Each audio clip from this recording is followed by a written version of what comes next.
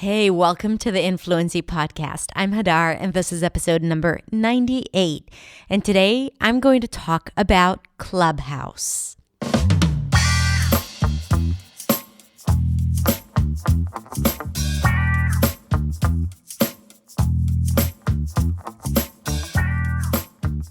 Hey everyone, thank you so much for joining me again for another episode of the Influency Podcast.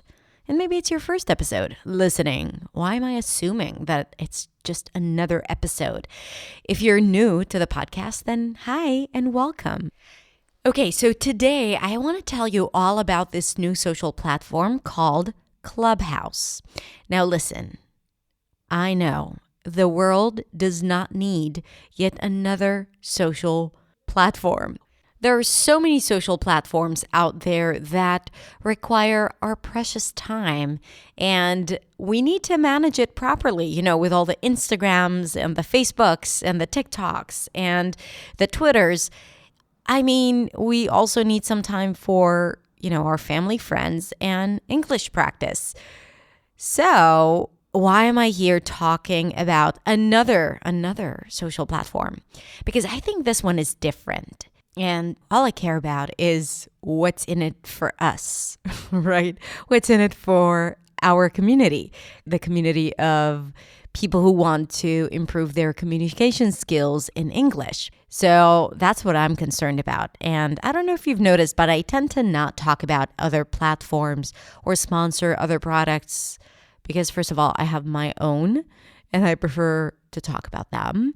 But also because I am not going to recommend something that I don't believe in 100%.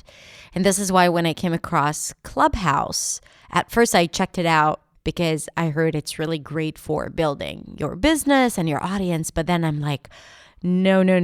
There is so much more into this app and people don't get it because they don't understand the value it holds for people who want to improve their communication skills, especially if English is not their first language.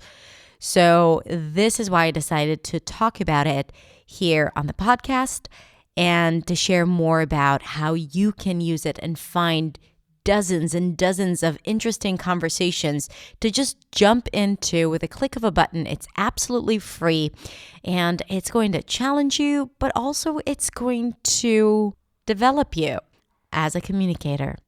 Now, in the description, I'm also going to link to my community because we're going to pass some invites around inside the community because right now you have to get an invite to join Clubhouse. So I definitely want to promote that inside of my community for global bilinguals. Okay, so let's go ahead and listen to how you can use Clubhouse to boost your communication skills and fluency.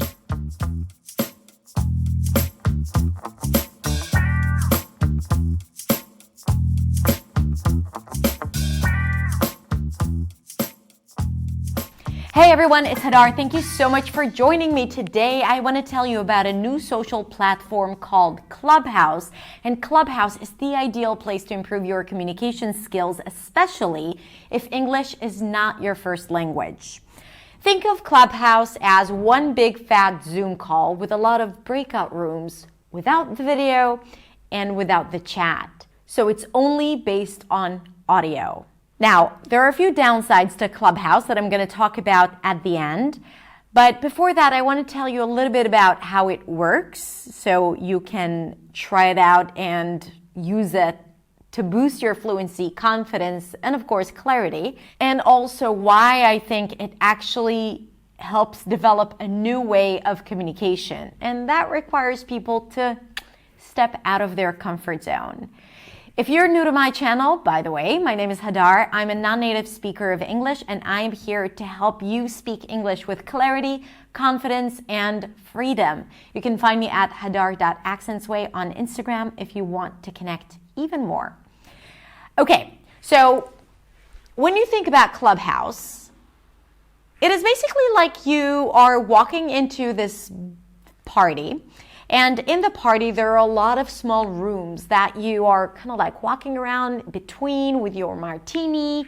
And then on the door of each room, there is a sign with the name of the room, like what's happening in the room. So in one room, people might be talking about learning languages, and in another room about science, and in another room about podcasting, and another room YouTube Q&A. So every room is really different, and the rooms that you see are actually based on your preferences and what you love to learn about and talk about and what you're interested in. So then you just walk around between the rooms and you're like, okay, I want to go into that room that talks about podcasting.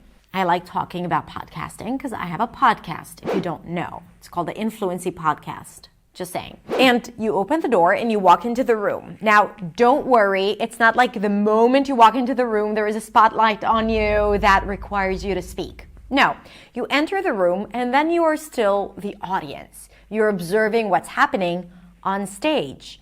Now, on stage, it's like separated. On stage, you'll find a moderator, the person who actually opened the room and decided to name it whatever name that is, and other people who are invited to the stage. And the people who are on the stage, they can unmute themselves and have a free conversation about that topic. So when you're just the audience, then you can't speak, but you can raise your hand and ask to get called on stage, right? So once they bring you on stage, and the person who brings you on stage is the moderator, once they bring you on stage, then you can simply unmute yourself and speak. They can invite you to talk.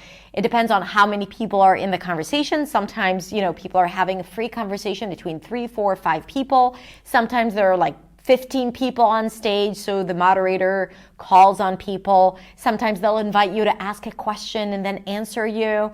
So it's really, really cool, especially in the small rooms where you end up finding 4 or 5 people that are passionate about the same topic, and then you just simply have a conversation. And you can be in your pajamas because there is no video. And you shouldn't be afraid of typos because you don't have to chat. So it's all about you and your voice. Scary? Maybe. Useful? Absolutely. Now, here's the thing, and here's why I think this form of communication is really powerful. Because when you speak, think about it. When you speak to people in front of you, you are used to seeing their reactions, right? Like how they respond to what you're saying. They usually nod. They say things like, mm-hmm. And that makes it easier for us to be engaging and to stay in the conversation. You even have that when you are in a Zoom call. Even though they might be muted, if you're speaking, you can still see them. But here, you can't see people's faces. So you really have to muster up all your courage and to believe that people are interested in what you have to say and to speak confidently in a way that gets people to listen. So I think that the communication skills required from the moderators or the people who are speaking are unique.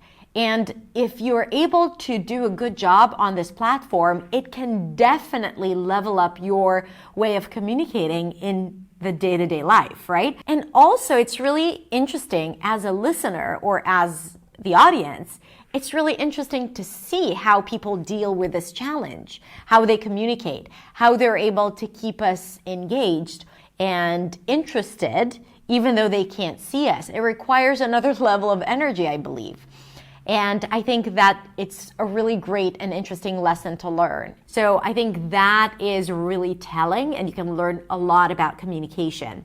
And of course, if English is not your first language, then when you listen to different speakers, you hear different voices, different accents, right? English is not just standard English like what you know from YouTube. So it's so great to expose yourself to that. It's like an interactive podcast, right? When you listen to the podcaster, but then all of a sudden people ask questions and they answer. So it's really cool. And if you get bored, you simply walk out of the room, so out of the chat, and then you go into another room. And the best part is that once you join, you can open your own room and start a conversation with your friends or choose a topic and you can be the moderator. And think about what an amazing opportunity that is for you to improve your English. Now, I want to tell you about my first interaction on Clubhouse, the first time I spoke there, because it was not at all glamorous. Not at all. And I want you to hear it so you get comfortable if your first experience speaking is not that great. So I was sitting on the couch Saturday night in my pajamas, very tired, and I'm listening to this conversation about YouTube. And I was like, should I ask a question? Nah, I don't feel like it. And then I said to myself, okay, Hadar, what you're feeling now is resistance. Like, you don't want to do it because it's going to require you to feel a little uncomfortable and to speak in front of people that you don't know. But here's the thing. I always tell my students to get out of their comfort zone and to do the things that are uncomfortable. And every time they recognize that resistance, they need to still do it anyway. And I said, if you can't do what you preach, then, how can you even ask your students to do that? So I was like, okay, Hadar. I had that conversation with myself and I asked to be called. So I raised my hand. And a few minutes later, they invite me to go into stage. So I'm like, oh no, I didn't think that they're actually going to call me. It's a big room with hundreds of people. I don't feel like it. So I was playing with the idea of leaving. And then I said to myself, no, Hadar, you'll do it anyway. So you'll be over it. And then it's going to be easier. Because I knew that once I have that experience of speaking once, it's going to be easier. And it's so crazy because I once had a live in front of more than 1,000 people, right? And I'm making videos. I have no problem going live on Instagram or on Facebook. But all of a sudden, speaking to 100 people was scary to me. And I think it's because it's a new platform and these people don't know me and it's not comfortable, right? Like you get into that, what are people going to think? Anyway, so I was waiting to speak and then I spoke and, I wasn't at my best. I was a little confused and, my daughters were sleeping and I was having all these things going through my head.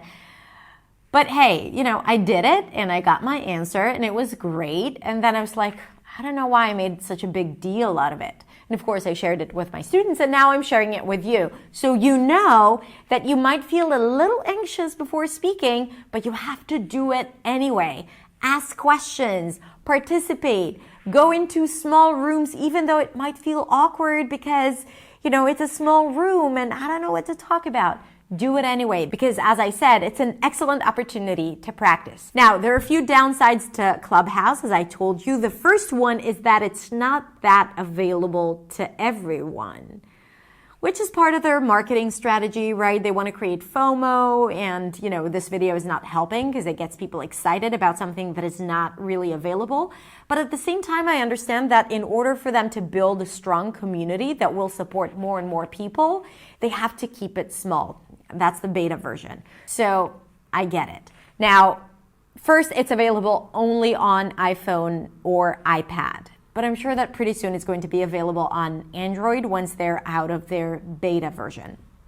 Now, even if you have iPhone or iPad, you can't get in right away. You need to sign up and you can even save your username. But you need to get an invite. And you can get an invite only from someone who has your phone number and who has an invite to give. But here's what happened to me. I just downloaded the app, saved my username, and then I got an invite a few days later because my friend saw me on the list of people and sent me an invite, which was really cool.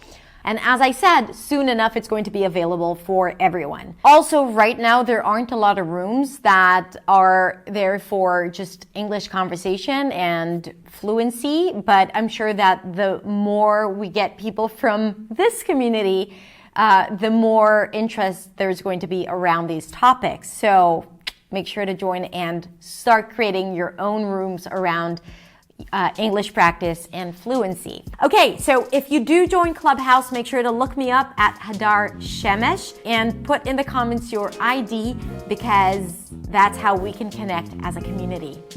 Thank you so much for watching and I'll see you next week in the next video. Bye.